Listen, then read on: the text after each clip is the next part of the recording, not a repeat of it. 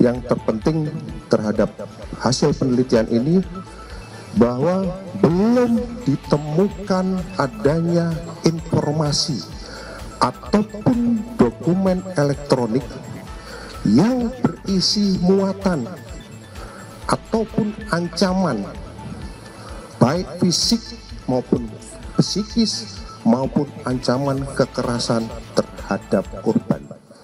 Rekan-rekan sekalian,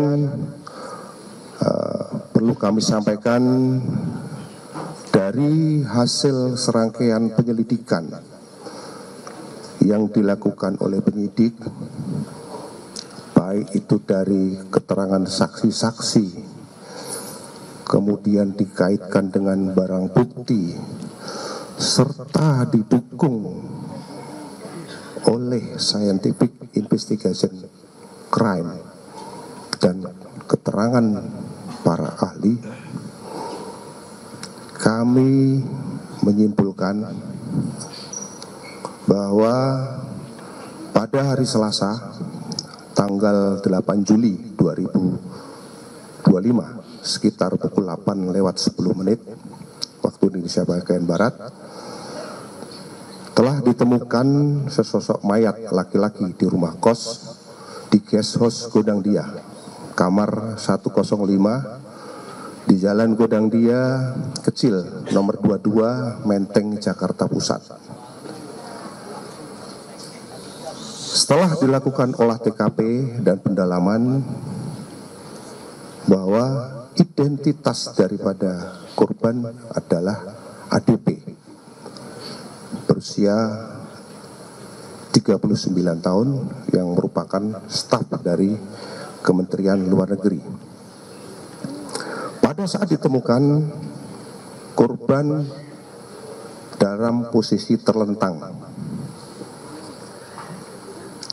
dengan menggunakan celana pendek dan kaos, terbaring di atas kasur dalam keadaan kepala tertutup plastik dan terlilit lakban warna kuning. Dan pada saat ditemukan, ini kami luruskan, kesempatan ini kami luruskan karena kemarin ada beberapa pemberitaan di media yang menyatakan bahwa tangannya terikat. Bahwa faktanya pada saat ditemukan tangan korban tidak terikat. Ya. Tangan dan kaki tidak terikat.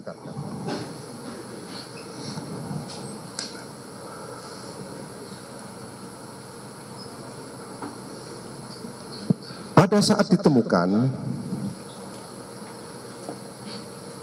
posisi kamar korban dalam keadaan terkunci.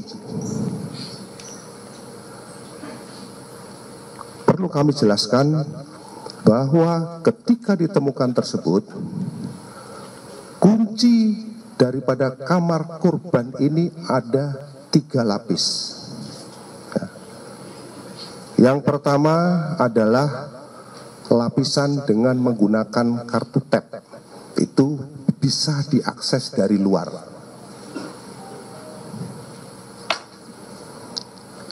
Kemudian yang kedua, kunci yang kedua adalah kunci, kalau kita bilang kunci biasa nih, kunci biasa tapi tidak ada kuncinya, jadi seperti ceklekan biasa begini dari dalam, dan itu melekat di bawah grendel. Sedangkan kunci yang 3 adalah kunci slot, itu letaknya di atas daripada kunci. Jadi ini hanya bisa dilakukan oleh orang yang posisinya berada di dalam kamar untuk mengunci kunci tersebut.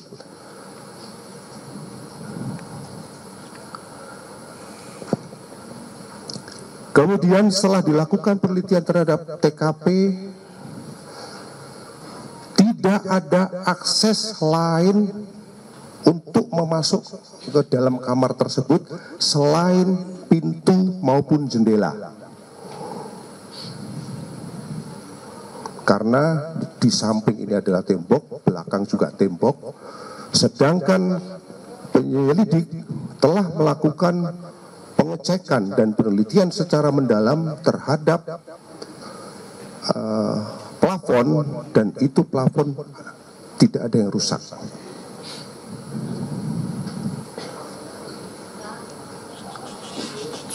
Kemudian pintu gerbang dan pintu kamar kos menggunakan sistem kunci elektronik dengan akses kunci masing-masing berupa kunci elektronik seperti kamar yang dimiliki di korban, dan masternya ada dipegang oleh penjaga kos. Selanjutnya, dari hasil pengujian terhadap barang bukti yang dilakukan oleh laboratorium forensik digital terkait CCTV yang ada dari 20 titik CCTV, didapatkan hasil korban mulai berangkat dari kantor pada hari Senin tanggal 7 Juli 2025 sekira pukul 07.03, kemudian di kantor pada pukul, ini kami perlihatkan, ini CCTV-nya, ini CCTV-nya 7.03. Kemudian ini adalah pada saat masa kantor 7.20. Kemudian pada pukul 17:52, jadi ini berlanjut ya, ini berlanjut karena ada beberapa titik 20, kami ambil intisarinya saja. Pada pukul 17:52 ini ya, 11:52 korban terpantau berada di Mall Grand Indonesia.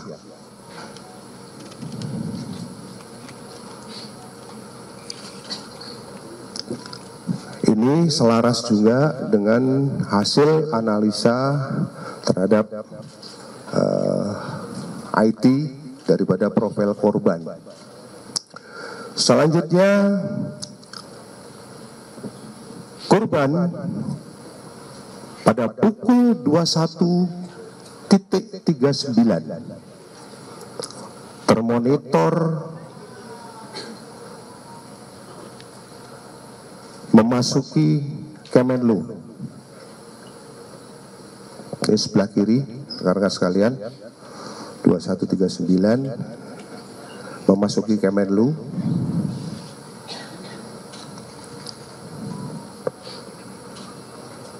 Selanjutnya korban berada di rooftop gedung Kemenlu di lantai 12 pada pukul 21.43 lewat.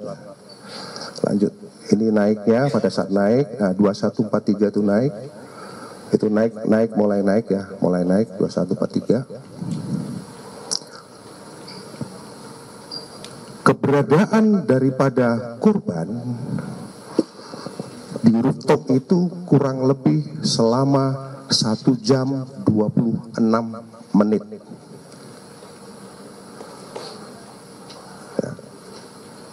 Berdasarkan pengamatan dari CCTV, di awal ketika naik, korban memang betul membawa tas gendong dan tas belanja ya, ada dua, satu tas gendong, satu tas belanja. Namun pada saat turun dari rooftop,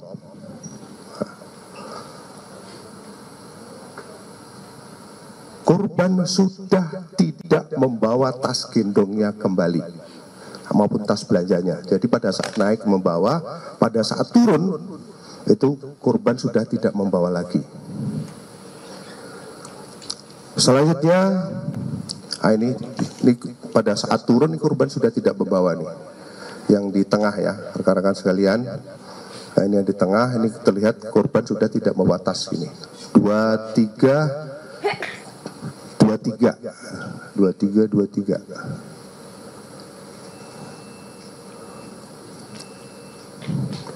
2309 ya. Ulangi 2309 ini pada saat turun sudah tidak membawa tas lagi, maupun tas gendong maupun tas belanjaan, sehingga masih terlihat lagi di bawah yang sebelah sana pun masih terlihat 2312 itu di bawah di pintu keluar.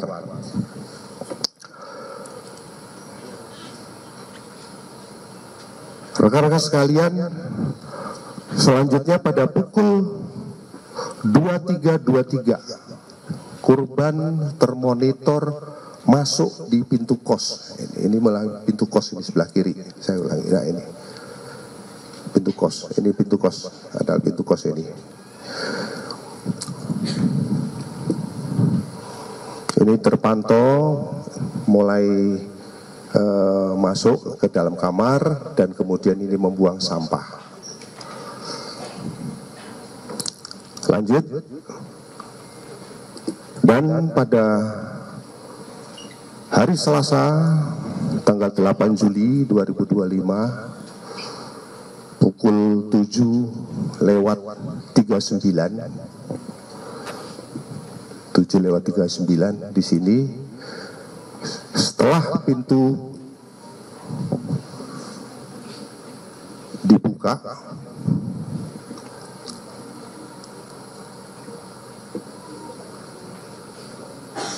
baru ditemukan meninggal. Rekan-rekan sekalian, perlu kami sampaikan dari berdasarkan hasil pemeriksaan terhadap file CCTV yang dilakukan oleh Laboratorium Digital Forensik, disimpulkan bahwa tadi sudah disampaikan sepanjang durasi video dimaksud pada setiap frame-nya saling bersesuaian dengan tidak ditemukan adanya pemotongan ataupun penyisipan frame pada file multimedia jenis video. Ini sudah kami sampaikan. Kemudian yang kemarin menjadi bahasan di media, kenapa arahnya itu berubah ketika pada saat mulai mencongkel. Kemarin kami sudah melakukan konfirmasi dengan mohon maaf dengan istri daripada korban terkait dengan CCTV kenapa bergeser. Hal tersebut terjadi setelah adanya permintaan dari istri kepada penjaga kos waktu itu lewat telepon, via telepon kepada penjaga kos atas nama Siswanto, saudara S, untuk mendobrak kamar milik korban, sehingga penjaga kos meminta izin kepada pemilik kos untuk melakukan pendobrakan, dan hal tersebut disikapi oleh pemilik kos dengan menggeser sudut CCTV dan memastikan tindakan yang dilakukan oleh penjaga tersebut dengan maksud untuk memastikan tindakan yang dilakukan oleh penjaga tersebut.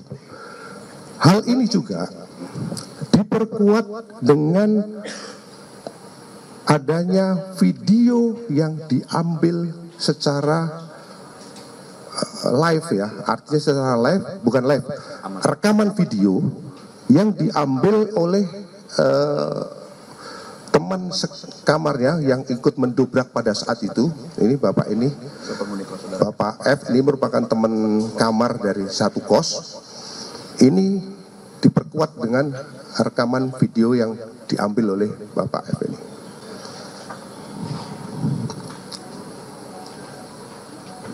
Rekan-rekan sekalian, itu dari analisis terhadap CCTV yang kita kumpulkan.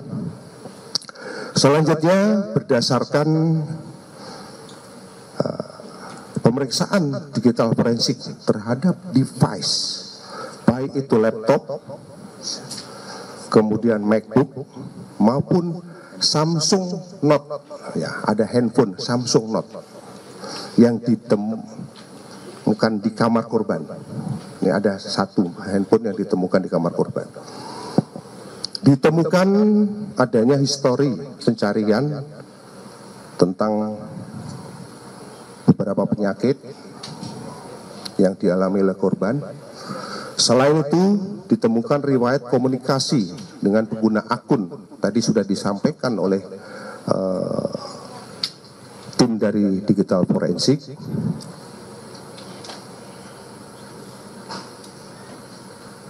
Yang intinya bahwa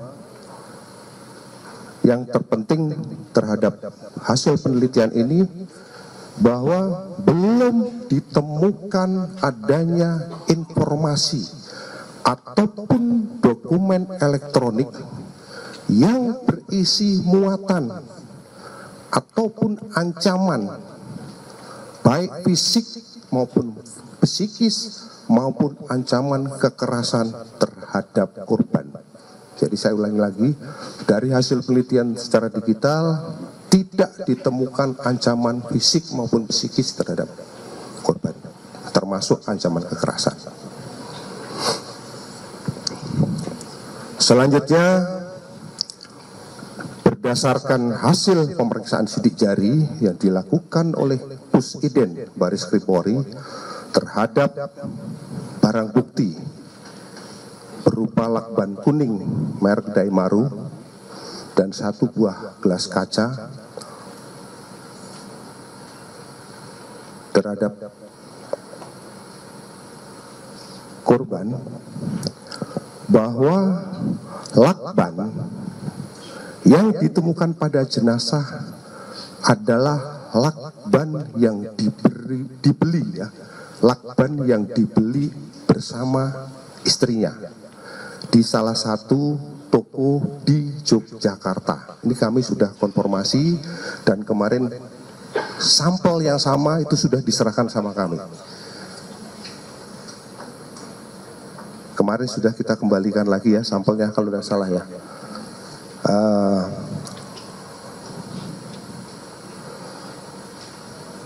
Di mana lakban tersebut itu dibeli tahun 2000, dibeli sekitar bulan Juni tahun 2025.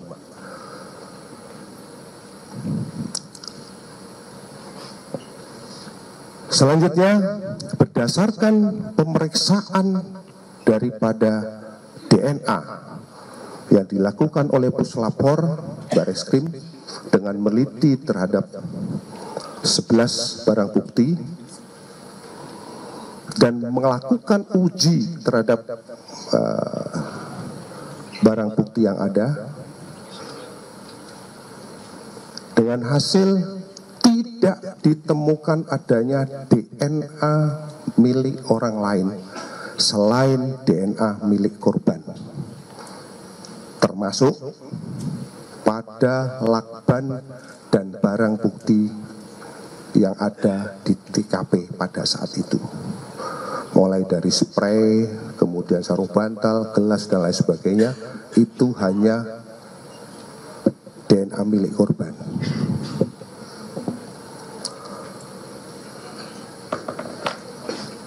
Selanjutnya, berdasarkan hal tersebut, penyelidik juga menggandeng daripada Apsifor HIPSI untuk melakukan pemeriksaan secara psikologi forensik baik kepada keluarga, kepada rekan-rekan kerja yang mungkin bisa atasan, bisa teman kecil dan lain sebagainya, termasuk orang-orang yang berhubungan pada saat itu. Dari hasil pemeriksaan tersebut,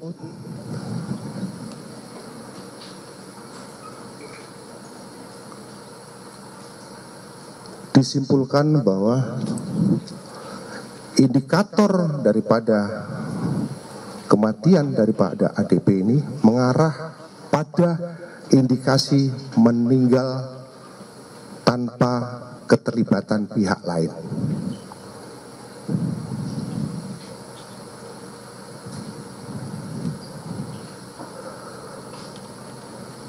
Selanjutnya, dari hasil pemeriksaan terhadap toksikologi yang dilakukan oleh Puslapor Baris Krim Polri terhadap sampel-sampel organ yang sudah setelah dilakukan otopsi, baik itu dari otak, empedu, limpa, hati, ginjal, lambung, darah, dan urin, ditemukan adanya kandungan parasetamol dan klorperiphenylamin atau yang sering disebut CTM. Hal ini sesuai dengan temuan barang bukti berupa obat-obatan yang ditemukan oleh penyelidik. Selanjutnya, tim forensik dari RSCM yang melakukan otopsi terhadap tubuh korban dan melakukan pemeriksaan luar terhadap korban menemukan hasil, yaitu luka lecet pada wajah dan leher, luka terbuka pada bibir dalam, memar pada wajah, bibir dan anggota gerak atas kanan, serta terdapat tanda-tanda perbendungan.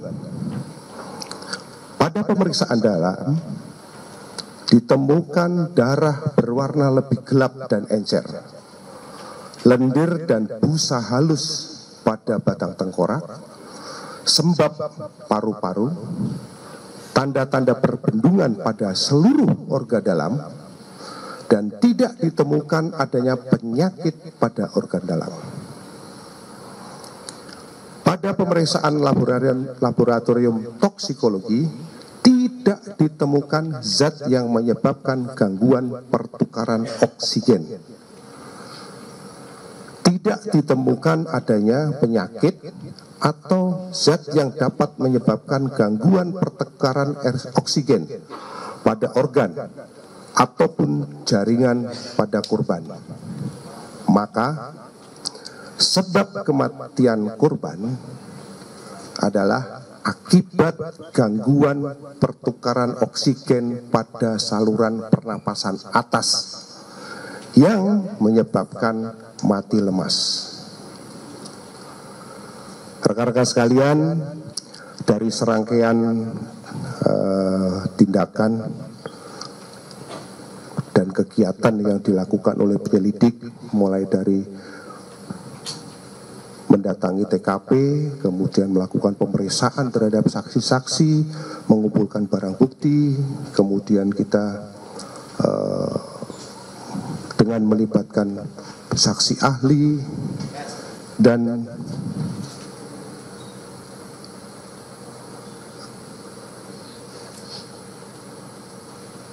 pada kesempatan yang baik ini kami akan menyimpulkan hasil daripada penyelidikan yang kami lakukan, bahwa penyelidikan yang kami lakukan, kami simpulkan belum menemukan adanya peristiwa